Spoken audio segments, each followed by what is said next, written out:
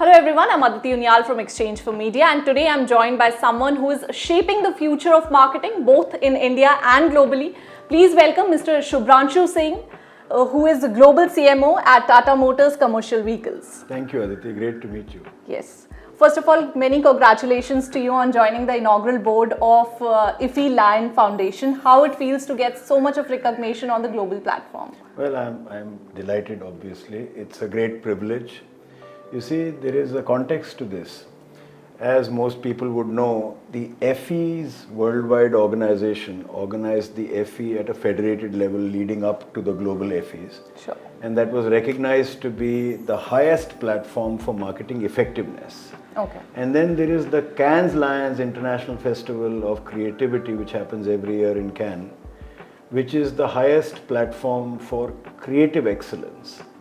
Now, with Informa's acquisition of Essential, Cannes Lion and now Effies has become part of one organization. Sure. So to preserve the not-for-profit character of what was Effies to begin with, they have in fact doubled up the effort, and the two have come together to form this not-for-profit foundation, which is registered in New York, called the Effie LIONS Foundation. And this is the inaugural board. The board comprises of people from industry, from the content world, from Informa and from academia. So there is Tracy Alford, who is the CEO of Effie Worldwide. There is Philip Thomas, who is the chairman of the Cannes Lions Festival and also the chief creative officer at Informa. Nice. There is also Dr. Frederick Covington Corbett. She is the chief marketing officer for UNICEF. There is Lara Hood Balaj, who is the global CMO for Adobe. There is Jay Goodman, who is chairing the board. Then there is, of course, Alison Womack, who is the CEO. And there are a few others. But the powerful thing here is it's a coming together of people who believe in the cause and the charter, which is to further marketing talent, give people more exposure, and in particular, bring into the fold people from underrepresented areas, communities, and institutions. So I happen to be the only person from the developing and emerging world. I am the only person from Asia Pacific, and I am a regional representative. The board has a tenure for 3 years. So in this period, I think I will be able to do much, contribute much, and also it is testimony to my 21 years continuously in marketing from 2004. And then from 2011, I've been a CMO. I've been very conscious about sharing whatever learning I have. And in the process, I've been speaking at places. I've written extensively across publications. And in the last many years, my count now in terms of articles totals more than 800. Wow. So that, and then I use LinkedIn as a platform to share my learning as well, where I'm a top influencer. So I think it is a recognition of all of these things. I'm delighted, but most importantly, because I think India and South Asia in particular, and Asia Pacific in general, that talent I will be able to help bring them up to a global platform. Sure. So how it feels to you, personally, now that you'll be, representing not only India but altogether South Asia in the global platform like Cannes? You see, at Cannes there has been a very continuous presence of Indian talent. It is definitely right in the center of the global mix. Indians have a very deep cultural tradition of content. We have the global best of the best agencies in the Indian ecosystem. Sure. We have also the advantage of leapfrogging to the digital age. So there is a lot of inherent mobile-based content and creation and influencing that happens in this market. Then never forget the power of the sheer weight of numbers from India, right? There are, whether you take the Google ecosystem or you take the Meta ecosystem, or now ChatGPT, it's interesting to know that the largest number of individual subscribers are actually from India.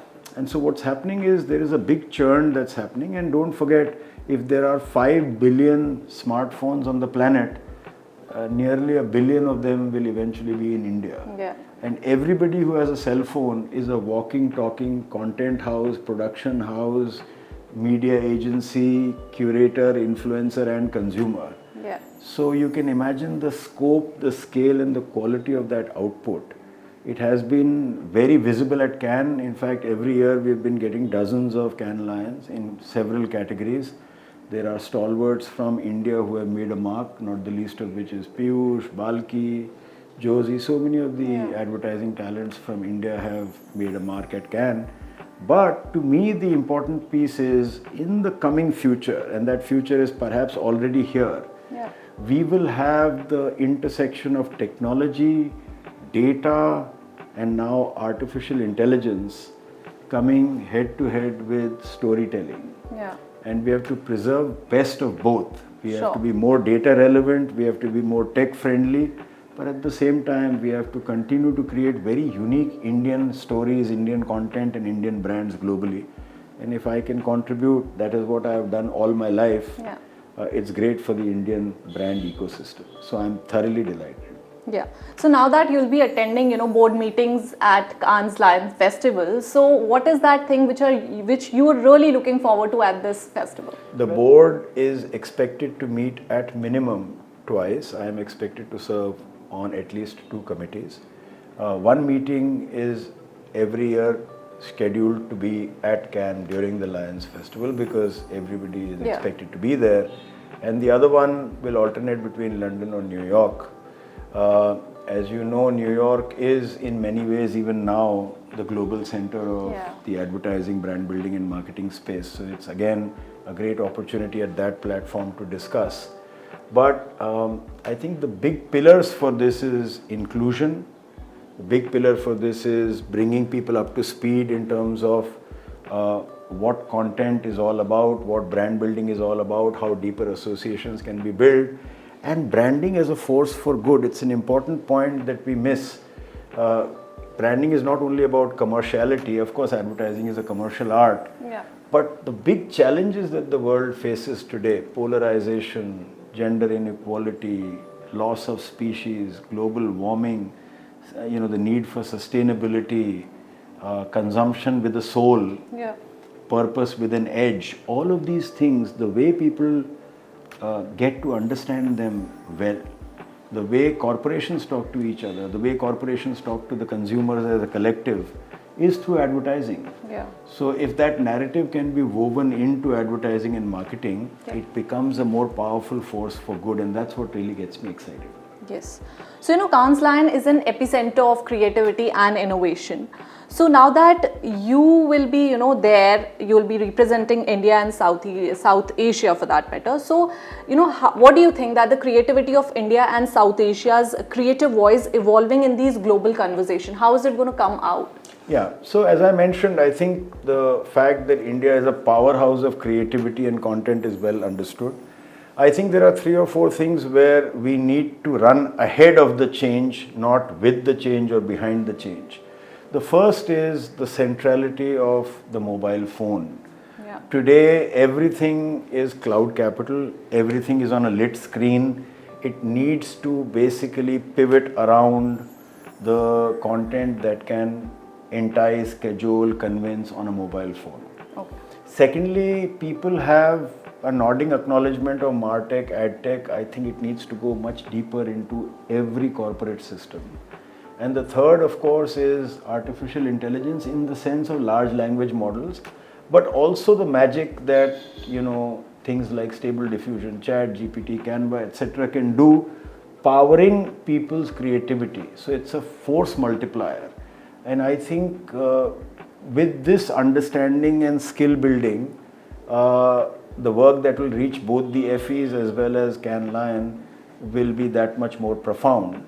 There is an explosion of content across the world, right? Today Spotify gets 60,000 content uploads every day. That's 21 million in a year. 10 years ago, the entire library on iTunes would have been about 2 million. Hundreds of hours of content are uploaded every minute on YouTube. So naturally, that extent of content has to be curated algorithmically, which means finer segmentation, which means attribution, which means reading data points continuously. But it should not mean diminishing creativity and reducing storytelling. That has to, there is an explosion also in terms of short form video content, which naturally then has to be serialized. It has to build an arc in terms of the narrative. And these are powerful forces at work with hundreds of billions of dollars of commercial interest, right? Yeah. Last year was the first year that global advertising revenues reached $1 trillion outside of China. Of that $1 trillion, about $700 billion was purely digital. In that, 250 or thereabouts was the Google ecosystem, about $180 billion was the Meta ecosystem, TikTok would have been another 80 to 90, Amazon would have been 40 to 50. So I call them Go Me Zontok, Google, Meta, Amazon and TikTok. If you put the four together, that's 65% of global ad revenues. Wow. That's a very powerful thing for marketers because you can choose to do all your business with these platforms. At the same time, that should also be something we should be deeply thinking about. Because if there are diverse number of platforms, it's better for creative storytelling. And new competitors will emerge. So how do we understand technology better? How do we leverage it better? How do we tell convincing stories? How do we build powerful narratives? This is something that the foundation and the board will, I'm sure, pay close attention to. So you just mentioned about the global figures. So you think that do India have any edge in terms of, these that India today have so much of consumption of content and plus the kind of content which we are producing. So do you think that India has that edge? I am convinced that India has a pivotal role in the emergence of digital content in the future because Indians have a much deeper interest with content per se. Yeah. When we grow up, we expect our grandmothers to tell us stories. Those stories have existed in our civilization for thousands of years. Yeah. Then our mythology, the wraparound on significance of things. A glass of milk is not a glass of milk. In India, a glass of milk is loaded with cultural symbolism. It is nutrition, it represents mother. There are 100 attributes around everything. A tree is not just a tree, it is divine. Yes. So there is a sanctity to content. We believe even in inanimate objects. So true. Even a hill is a deity. So yes. There is power in our cultural symbolism. There is power in our cultural linkages. And with the emergence of these mobile phones, as I said, smartphones, I think the sky is the lower limit. That's so well said. So diversity and representation are at the heart of Effie LIONS Foundation and their mission. So how do you plan to ensure the unique voices and challenges from India and South Asia are heard and addressed there? Yeah, so I think already they recognize that people who are represented on a global platform should have a greater voice. I feel the backward linkages will have to be with institutions, with advertising institutions, with educational institutions. That's a pivotal role because there is one thing to do some textual learning and there is quite another set of learnings that emerge on the job. So how do people upskill in the real world? And this is not a real world. If you're reading accounting, the principles of ledger and bookkeeping are exactly the same as 50 years ago, but that's not true of content generation. What used to happen in print or in radio is dramatically different from what happened in television, is dramatically different from what's happening on OTT or on mobile phones, but storytelling is universally the same. So I think these adaptations, these adjustments, this upskilling will have to be done institutionally with academia, with practitioners, with industry, with brand owners. Sure. And that's a role I will really relish once I take on this responsibility for the region. Okay. So what long-term impact would you personally like to see this foundation make for, say, in next coming 5 years? I think the emergence of much greater share of voice from across the world, bringing those who are technically underrepresented into the mainstream and making the mainstream more resonant with voices from across the world. I think that's the powerful agenda that they've set for themselves, and I am 100% convinced it will be for the good of the entire consumption world, consumer ecosystem, brand building and storytelling, emergence of technology and the progress of individuals. So, I mean, frankly, in any direction that you proceed on this charter, there is lots to do. Yes, and a lot of growth ahead. That's right. Yes. So in your view, what are the biggest gaps in how the industry currently nurtures, the young marketing talents, and especially for the underrepresented communities? Yeah, it's a great question. Aditi, there are 3 or 4 things. One is with faster pace and with greater load of content and data, technology has an upper hand. Yeah. But brands are built on trust, on transparency, on empathy, emotions, whether those emotions are representative of joy, of context. You understand me, I understand you. That's a very powerful bond. Now, you see, the popular content that we see is basically more and more geared towards functionality. So if I'm doing performance advertising, I want people to click through and do some action, buy something, recommend something. But at the same time, there is another powerful part to it, which is who am I? You see, who am I versus why buy me? You will not buy something unless you believe in the importance of what that brand is all about. And you will not believe in the importance of that brand unless you buy and experience it. And the power of marketing is to make the familiar new and the new familiar. Okay. So the virtuous loop on technology is the more you see, the more you care, the more you care, the more you see. This is how algorithmically it's happening, right? If you linger on something, if you consume something, you get more and more of that. Yeah. So I think we need to balance the odds. We need to provide much more voices to things which have not been seen. And commercially, the world is into powerful economies. It's in America, it's in Western Europe, it's in the Far East, India, Africa, Latin America. Powerful creative forces need to be much more in the mainstream.